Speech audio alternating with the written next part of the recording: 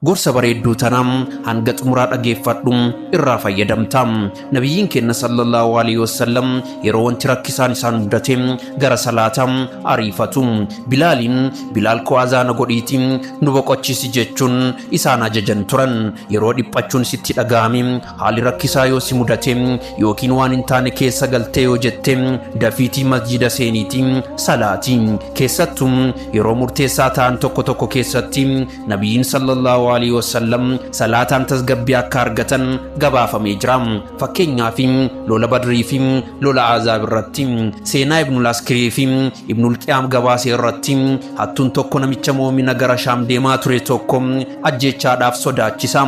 Ta'ullee namichi ajjeechaadhaan dura salaataaf daqiiqaa muraasa akka kennamuuf gaafate eeyyamsiifate. Dhaabbatanii salaata isaanii jalqaban jecha rabbii kanam yaadatan. Ergasii maleekaan tokko samiirraa waraana hidhatee dhufuudhaan hatticha waraanuudhaan waraanee ajjeese. Namichaanis ani ergamaa rabbii yeroo namoonni cunqurfamanii kadhatan deebii kennuudha isaan jedhe argite. Rabbiin yeroo rakkoo kan kee dhaqqabaadha. Kanaafuu salaata ofirraa salaatiitiin tasgabbii sammuu irraa argadhu.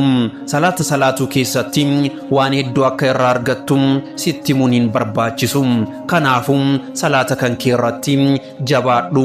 Kun gorsa gurbaa qaxaleeti.